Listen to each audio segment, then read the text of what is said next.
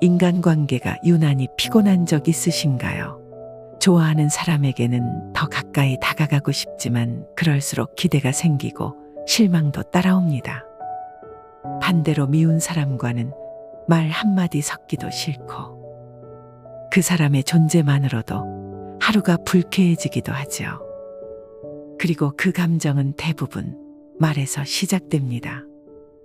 무심코 던진 한마디, 차갑게 돌아온 대답, 말은 늘 감정을 싣고 감정은 또 다른 말을 불러옵니다. 말로 다치고, 말로 싸우고, 말로 관계가 틀어집니다. 그러면서도 우리는 쉽게 멈추지 못합니다. 내 감정이 올라오는 그대로 말로 터뜨리고 싶은 게 인간이니까요. 사랑하는 사람에게는 애착이 생기고 미워하는 사람에겐 분노가 쌓이고 그 감정은 말로 드러나며 때로는 내 삶을 망가뜨립니다. 사람은 감정의 노예가 되고 말의 파괴력이 삶 전체에 흔적을 남깁니다. 석가모니는 말합니다. 감정은 일어날 수 있다. 하지만 거기에 머물면 고통이 자란다. 관계를 소유하려 할수록 고통은 깊어지고 감정을 쏟아낼수록 후회는 남습니다. 말을 쥐기보다 마음을 놓고 사람을 바꾸기보다 내 내면을 들여다보는 법을 배워야 합니다. 그렇다면 우리는 어떻게 말의 상처에서 벗어나고 감정의 파도 속에서도 흔들리지 않을 수 있을까요? 이제 석가모니의 말씀을 따라 그 해답을 함께 들어보겠습니다. 사랑하는 사람은 곁에 두고 싶은 것이 인간의 본성입니다. 반면에 미워하는 사람은 최대한 멀리하고 싶은 마음이 들기 마련입니다. 관계에서 오는 괴로움은 이러한 마음으로부터 시작된다는 것을 알고 계십니까? 하지만 이성적인 판단의 근거에서 항상 올바른 행동을 할 수 있는 것은 아닙니다. 인간은 본능적으로 사랑과 애착을 추구하기 때문입니다. 사랑하는 사람을 만나지 못해서 괴롭다는 것은 관계가 불확실성과 불안정성을 내포하고 있다는 의미입니다. 사랑하기 때문에 소유하고 싶어 하지만 가질 수 없기에 마음이 괴로운 것입니다. 반면 당신을 괴롭게 하는 사람과의 만남은 분노나 불쾌감을 유발합니다. 미움이나 분노는 당신의 내면을 해칩니다. 정신적, 감정적 건강을 악화시킬 뿐만 아니라 미움을 품는 것은 결국 자신에게 고통으로 돌아오는 일이 됩니다. 감정의 노예가 되지 않기 위해서는 어떤 관계든 집착을 내려놓아야 합니다. 감정에 집착하지 않는다는 것은 그것에 휘둘리지 않는다는 의미입니다. 그 누구도 소유하지 않고 집착을 내려놓을 때 각 관계를 있는 그대로 받아들이며 순간순간 감정에 휘둘리지 않을 수 있습니다. 인간관계는 삶의 중요한 부분이지만 그 속에서 고통은 불가피합니다. 사랑하는 사람에 대한 갈망은 기대를 만들어내고 그 기대는 슬픔과 절망, 실망으로 이어집니다. 미워하는 사람에 대한 증오는 자신의 마음에서 조금씩 커지다가 어느 순간 당신의 마음을 잠식하게 됩니다. 인간관계가 가져다주는 긍정적이거나 부정적인 감정을 모두 균형 있게 받아들이며 어떤 상황이든 최선을 다하고 싶다면 오히려 그 무엇도 가지려고 하지 않아야 합니다. 인간관계로부터 오는 많은 스트레스를 줄이고 감정의 폭풍에서 멀어져 평화를 찾는 길은 그 어떤 사람도 소유하려 들지 않는 것뿐입니다. 이러한 인간관계의 균형을 이루기 위해서는 우리가 일상에서 사용하는 언어와 표현 방식에도 주의를 기울여야 합니다. 말 한마디가 관계를 형성하고 변화시키는 힘이 있기 때문입니다. 다음 이야기는 우리의 말이 어떻게 타인과의 관계에 영향을 미치는지 잘 보여줍니다. 옛날에 두 명의 양반이 동시에 고기를 사러 갔습니다. 한 양반은 어이 백정, 고기 한 큼만 다오 라고 말했고 나이 지긋한 백정이 예 그러죠 하면서 고기를 칼로 베어내 주었습니다. 그때 다른 양반 한 명은 상대가 비록 천한 백정이었지만 자신보다 나이가 더 많아 보였기에 함부로 말하기가 좀 그래서 박서방 고기 한 근 주시게 하고 부탁했습니다. 그러자 백정이 예, 고맙습니다 하면서 고기를 잘라주었습니다. 하지만 가만히 보니 먼저 말한 양반 것보다 양이 훨씬 많았습니다. 그러자 처음 고기를 주문한 양반이 소리치며 따졌습니다. 이놈아, 같은 한 근인데 어째서 이 양반 건 나보다 배가 더 많으냐. 그러자 나이 지긋한 백정이 답했습니다. 그야 손님 것은 백정이 자른 거고 이 고기는 박서방이 자른 것이니까 그렇지요. 박씨와 백정이라는 일화로 알려진 이 이야기는 말의 힘을 보여주는 좋은 예시입니다. 말 한마디에 천냥 빚을 갚는다는 속담처럼 말은 큰 힘을 가지고 있습니다. 우리가 살아가는 세상은 정말 빠르게 돌아갑니다. 그렇기 때문에 때로는 무심코 우리의 가치와 신념이 주변에 노출될 때가 있습니다. 그중 가장 큰 것이 말이 아닐까 생각합니다. 말을 조심한다는 원칙은 언어를 통해 타인에게 미치는 영향을 깊이 인식한다는 것입니다. 말은 단순한 소리의 나열이 아닙니다.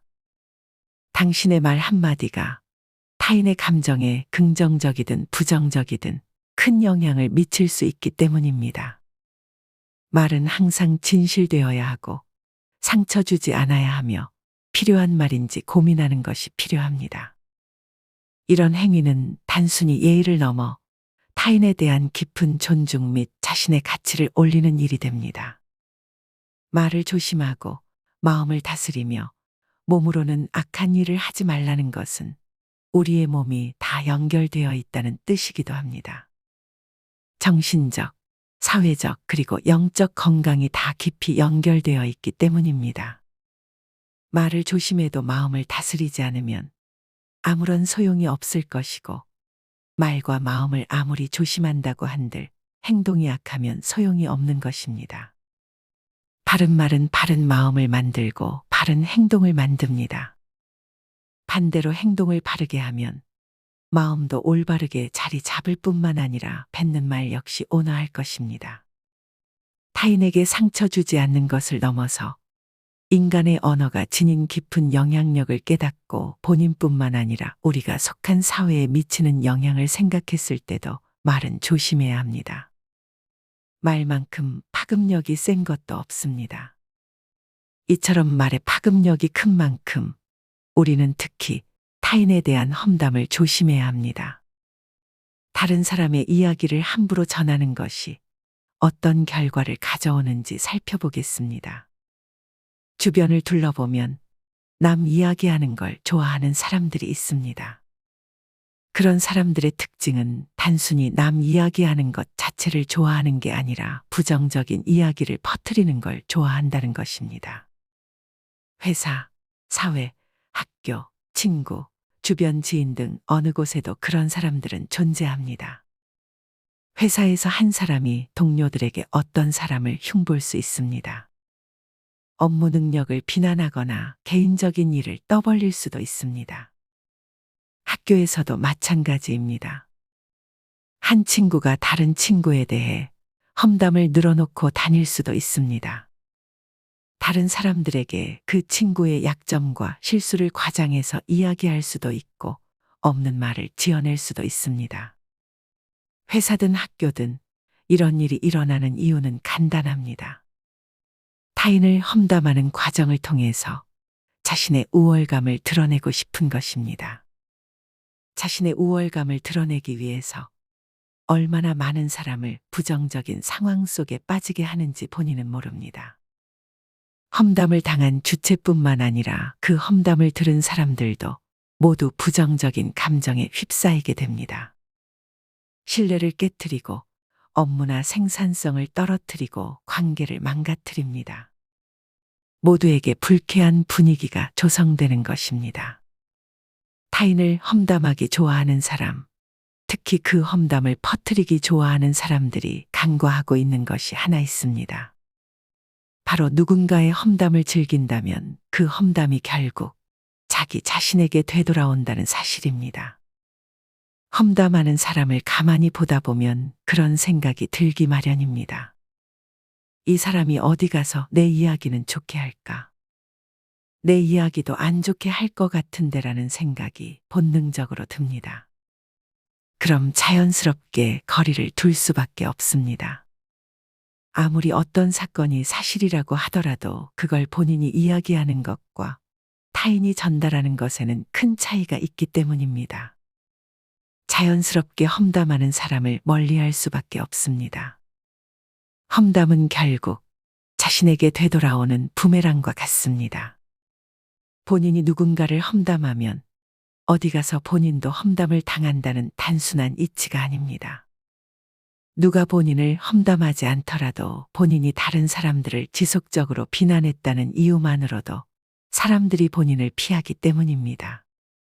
누군가의 허물을 말하는 것을 조심해야 하는 이유도 이 때문입니다.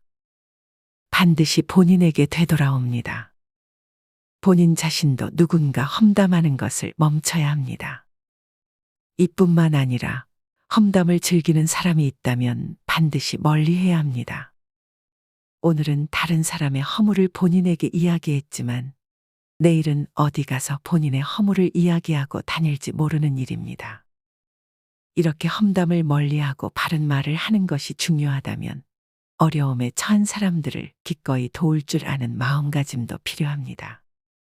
타인에 대한 배려와 도움의 손길은 우리 사회를 더 아름답게 만드는 원동력이 됩니다. 2023년 9월 10일 리비아의 대홍수가 일어났습니다. 인구 10만 명인 항구 도시의 홍수가 발생하면서 사망자 수가 최대 2만 명이 될 거라는 기사를 접했습니다. 세계 각국은 애도를 표하며 피해 복구 및 구호 활동을 위한 모금을 실시했습니다. 많은 나라와 많은 단체, 개인의 기부가 쏟아졌습니다. 기후 변화에 따른 이러한 자연재해뿐 아니라 주변에서도 누군가가 어려운 일을 겪는 것을 심심치 않게 볼 수 있습니다. 도움을 주고받는 것은 인간의 본성 중 하나입니다. 하지만 점점 더 타인을 위해 자신을 희생하거나 타인을 위해 도움의 손길을 기꺼이 건네는 일이 줄어들고 있습니다. 마을 단위의 농촌 생활에서 벗어나 사회 대부분의 도시화가 진행됐습니다. 그 결과 많은 사람이 밀집된 도시 환경에서 살아가게 됐습니다. 도시에서 사는 사람들은 이웃의 존재를 잘 알지 못합니다. 이름도 알지 못할 뿐더러 교류도 하지 않습니다. 그러니 당연히 주변 사람들에게 친밀감이나 소속감을 느낄 수도 없습니다. 소속감과 친밀감이 없다는 건 관심이 없다는 것입니다.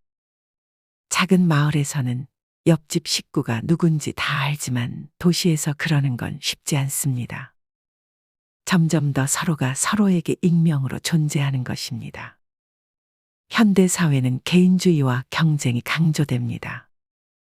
자신의 이익과 성취를 우선시하는 사람이 점점 더 많아지고 있습니다. 그러한 사고방식은 타인을 돕는 동기를 약하게 만들 수밖에 없습니다. 경쟁이 심화된 사회에서는 타인을 돕는 것이 자신의 경쟁력을 낮추는 것처럼 느껴질 수 있습니다. 누군가를 돕는 것보다 자신을 보호하고 이익을 추구하는 것이 더 중요하게 여겨지기 때문입니다.